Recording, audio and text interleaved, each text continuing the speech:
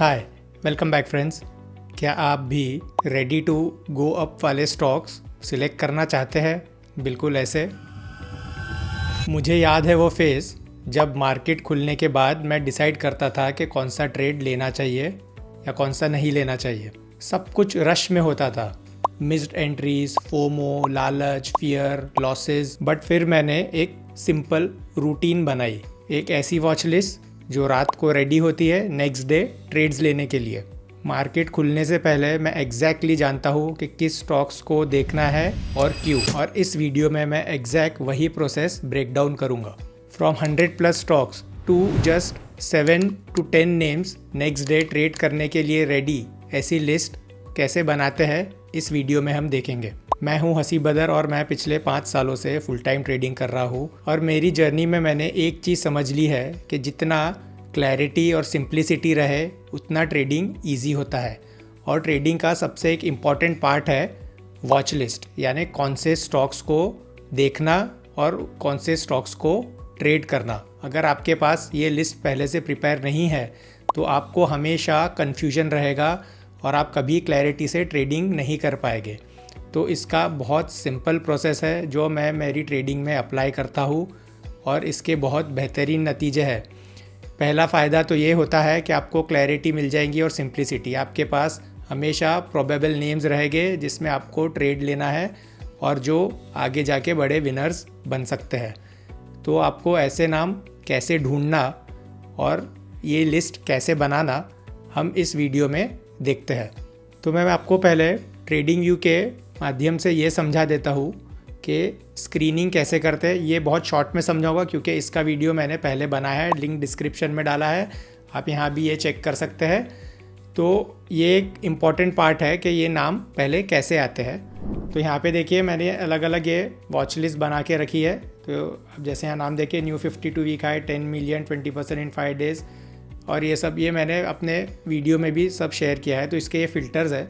जब ये नाम मुझे इसमें से मिल जाते हैं तो इसे मैं सिलेक्ट कर लेता हूँ और add select watch list to, मेरा एक लिस्ट है स्ट्रॉन्ग ट्रेंड्स और आरएस, जो रिलेटिव स्ट्रेंथ भी कहते हैं। ऐसे करके मैंने over the period of time इसे क्यूरेट किया है, बनाया हुआ है। तो ये नाम इस स्क्रीनिंग लिस्ट से मुझे मिल जाते हैं।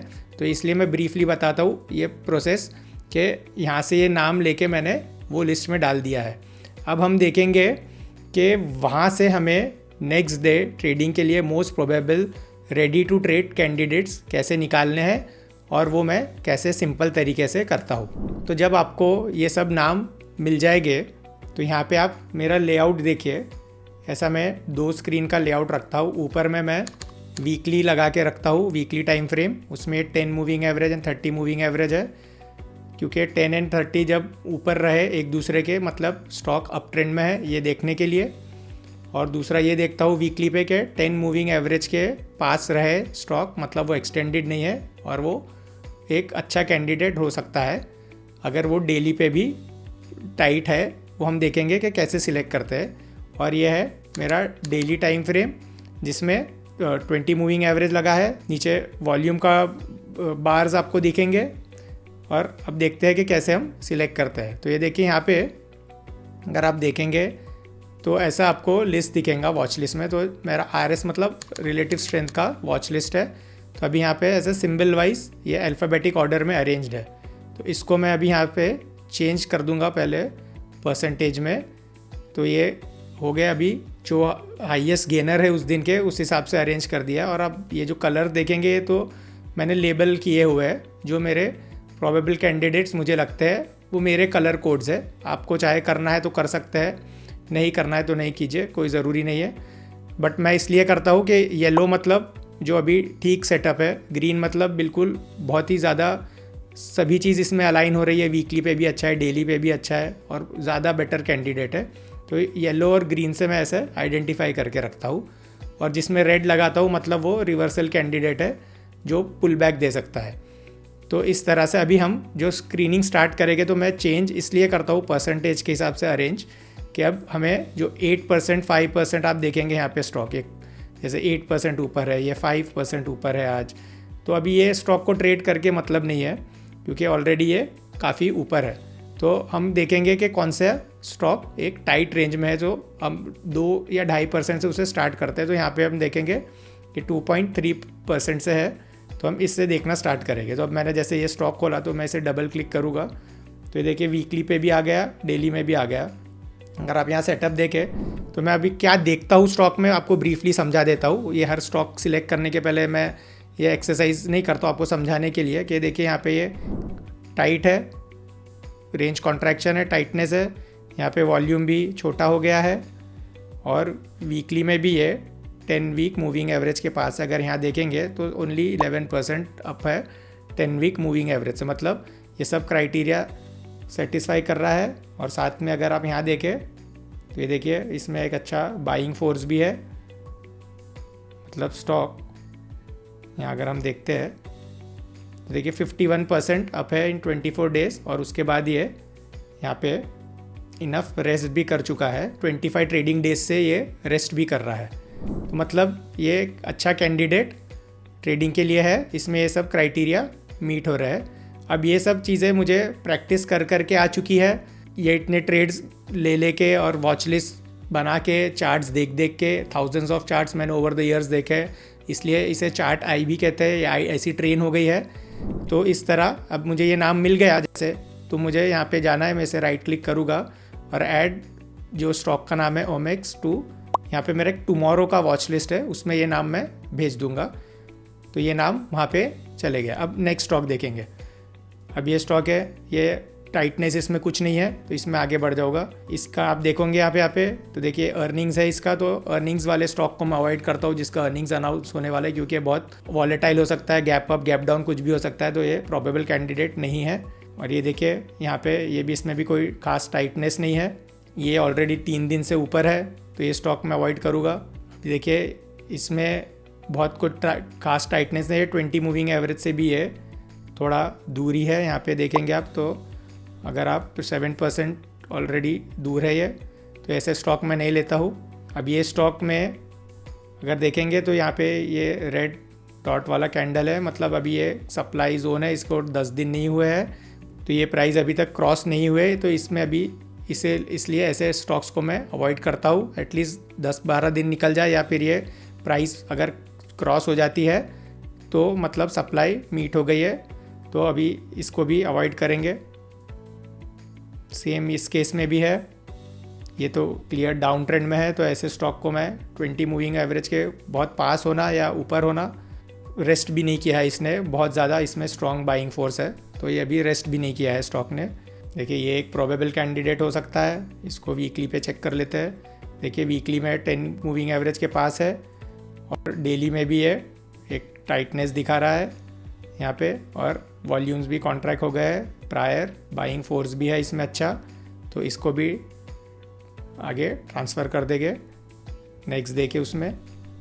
और आगे चलते हैं, देखिए ये भी एक अच्छा कैंडिडेट है, ये 20 मूविंग एवरेज के पास है टाइट, देखिए ये भी है, और ये देखिए वीकली में भी है अच्छा, और एक इसमें बाइंग फोर्स है, तो इसे भी सिलेक्ट कर लेंगे।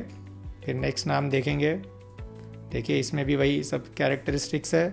देखिए 20 मूविंग एवरेज के पास टाइट है, रेंज कॉन्ट्रैक्शन, यहाँ पे volume contraction, 10 week moving average के पास प्रायर अप ट्रेंड, यहाँ भी आप देख सकते हैं बाइंग फोर्स है। मैंने मेरे चार्ट सेटअप के उसमें पूरा एक्सप्लेन किया है, आप वो वीडियो चेक कीजिए, बाइंग फोर्स क्या होता है, एवरेज डेली रेंज क्या रहता है, सब चीज़ है ये, इसमें सब क्वालिटी मौजूद है। तो ये स्टॉक को भी हमने सिलेक्ट कर लिया, और इसे भी सिमिलर तरीके से ऐसा टुमारो में मैंने ट्रांसफ़र कर दिया। तो ऐसे करके हम नाम सिलेक्ट करते हैं। जैसे अभी अगर ये स्टॉक देखें रेडिंगटन, देखिए एग्जैक्टली सेम चीज़ है, टाइटनेस, वॉल्यूम कॉन्ट्रैक्शन, यहाँ पे 10 वीक मूविंग एवरेज के पास, और अच्छा खासा प्रायर अप ट्रेंड, यहाँ पे 42.64 बाइंग फोर्स भी दिखा रहा है, तो उससे मुझे पता चल जाता है। और अभी इसमें कोई अर्निंग्स भी नहीं है, दूर है अर्निंग्स, तो इसे डाल देंगे लिस्ट में। अब ऐसा करके हम ऐसे नाम पूरे जमा करते हैं, ये सब लिस्ट में जाऊंगा। और सपोज़ आप समझिए जैसा कि अभी एक ये स्टॉक है, देखिए इसमें भी ये 3 दिन से डाउन है, पुल बैक कैंडिडेट है, 20 मूविंग एवरेज के पास सपोर्ट ले रहा है, इसको वीकली पे देखेंगे तो 10 वीक मूविंग एवरेज के पास है, वॉल्यूम भी है इसमें कॉन्ट्रैक्टेड, और इसमें एक ये बाइंग फोर्स भी अच्छा है। तो जैसे इसको भी सिलेक्ट कर लिया। तो अब ये प्रोसेस मैं तब तक करता हूँ जब तक मेरे पास या तो 10 नाम नहीं जमा हो जाते या मेरा लिस्ट पूरा चेक नहीं हो जाता। अब इसमें तो 100 से भी ज़्यादा नाम है, तो मैं नॉर्मली 8 से 10 नाम ढूंढ के रुक जाता हूँ, उसके ऊपर नहीं जाता हूँ और आगे मैं नाम नहीं देखता हूँ। फॉर एग्जांपल देखिए टुमारो लिस्ट में अभी हमारे पास जैसे 6 नाम आ गए, तो ऐसे करके मैं और 3-4 नाम ढूंढूंगा और वहीं पे मैं रुक जाऊंगा। तो इस तरीके से अब मेरे पास 10 नाम सपोज़ जैसे जमा हो जाएंगे, तो बिल्कुल वो नेक्स्ट डे में अब ये जो टुमारो का लिस्ट है तो मैं सिर्फ इसी में से वो ट्रेड लेने का कैंडिडेट ढूंढूंगा। ऐसा नहीं कि मैं अब यहाँ वहाँ कोई भी नाम जाऊँगा और ये जो मेरे लिस्ट है तो इसमें अब जाके मुझे नहीं देखना है कि मुझे अब कौन सा स्टॉक ऊपर जा रहा है कौन सा नीचे जा रहा है, वो नहीं देखना है। इसे मैं देखूँगा भी नहीं और इसे मैं कंसिडर भी नहीं करूँगा। ये मेरे नाम है, यही मेरे कैंडिडेट्स है। अगर इसमें से मुझे एंट्री मिलता है तो मैं एंट्री लूँगा, नहीं मिला तो उस दिन के लिए ट्रेडिंग बंद, नो ट्रेडिंग। अगर नेक्स्ट डे देखेंगे क्या होता है, फोर्सफुल ट्रेड्स नहीं लेना है, कोई फोमो में ट्रेड नहीं लेना है, न्यूज़ ट्विटर कोई दूसरा कुछ भी बोले वो ट्रेड्स पे नहीं जाना है। यही लिस्ट में से जो कैंडिडेट्स में एंट्री मिल रही है अगर, तो 1 ट्रेड एट अ टाइम मैं एंट्री लेता हूँ। तो फॉर एग्ज़ाम्पल अगर देखें कि अगर मुझे इसमें फॉर एग्ज़ाम्पल अगर रेडिंगटन या एग्ज़ाम्पल दे रहा हूँ, तो अगर ये स्टॉक ने सपोज़ पहले एंट्री दी है, जो भी एंट्री मेरा क्राइटेरिया है जो मैंने अलग वीडियोस में समझाया हुआ है कि कैसे एंट्री लेते हैं, तो ये अगर स्टॉक एंट्री क्राइटेरिया मीट करता है तो मैं इमीडिएट में इसमें बिड लगा के एंट्री ले लूँगा। सिस्टम में यहाँ कहीं स्टॉप लॉस लगा दूँगा जो मेरा स्टॉप लॉस का क्राइटेरिया है, और उसके बाद मैं अपना कर दूँगा स्क्रीन बंद, मैं अपने दूसरे काम पे लग जाऊँगा। अब मुझे नहीं देखना है कि स्टॉक में क्या हो रहा है, ऊपर गया नीचे गया, मेरे अलर्ट्स लगे हैं, स्टॉप लॉस तो लगा ही है, ट्रिगर हुआ तो बाहर हो जाऊँगा। इन केस अगर सपोज़ मेरी ट्रेडिंग बहुत अच्छी चल रही है, मेरे पास 2-3 विनर्स है और ये स्टॉक भी उस दिन अच्छा चल जाता है, तभी जाके मैं दूसरे स्टॉक में अटेम्प्ट करने की कोशिश करूँगा अगर मार्केट बहुत कंड्यूसिव है। नहीं तो I would prefer 1 trade at a time, और मैं ओवर ट्रेड बिल्कुल नहीं करता हूँ क्योंकि उसमें बहुत पैसे का नुकसान होता है। तो ये मेरा सिंपल और आसान तरीका है वॉच लिस्ट बनाने का। जल्दी से समराइज़ कर लेता हूँ। जो आपके पास पूरे नाम्स कलेक्टेड है, जो भी नाम से आप रखते हैं, जैसे मैं स्ट्रॉन्ग ट्रेंड्स और रिलेटिव स्ट्रेंथ करके वॉच लिस्ट रखता हूँ, आपके जो भी नाम हो गए, अब उसमें ढेरों नाम हो गए, 100 से ऊपर भी नाम हो सकते हैं, तो आपको बस ऐसा उसे परसेंटेज वाइज सॉर्ट कर लीजिए जैसा मैंने एग्जांपल में दिखाया था। उसमें से आपको जो रेडी है कैंडिडेट्स, जो जैसे मैंने एग्जांपल में करके दिखाया कि कैसे सिलेक्ट करते हैं, जैसे ही आपको 8-10 नाम मिल जाते हैं बस वहीं पे रुक जाना है, बाकी नाम और नहीं देखने। सिंपल लॉजिक है, अगर आपको यही नाम्स में से विनर नहीं ढूंढ पाते हो आप, तो बाकी 50-100 में से भी क्या ढूंढ लोगे। तो आपको यही नाम काफ़ी है, ये आपको क्लैरिटी देगा, कन्फ्यूजन हटा देगा। नहीं तो आपको ये नहीं समझेगा, सपोज़ आपके लिस्ट में 50 नाम है तो आपको ये नहीं समझेगा कौन से स्टॉक लूँ। फिर आपका प्रेफरेंस रहेगा कि अगर मेरा तो ये फेवरेट कैंडिडेट है, आपके माइंड में रहेगा कि ये स्टॉक बहुत अच्छा था तो मुझे ये लेना है, कि कोई एंट्री दे रहा है तो आप उसे छोड़ दोगे और आपका ध्यान कोई दूसरे स्टॉक पे रहेगा।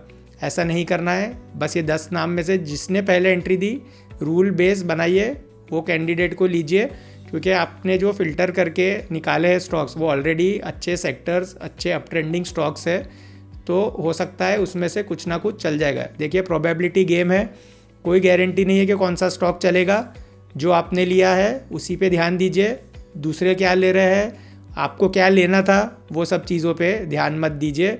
जो एंट्री मिल रही है वो लीजिए और उसे अच्छे से मैनेज करना सीखिए। तो ये सिंपल हम्बल तरीका है वॉच लिस्ट बनाने का। तो मुझे आप कमेंट्स में बताइए आपको कुछ डिफ़िकल्टी और कुछ कन्फ्यूजन हो तो, और वीडियो को कीजिए लाइक, चैनल को कीजिए सब्सक्राइब, और याद रखिए हम हमारा नसीब खुद बनाते हैं। Thank you.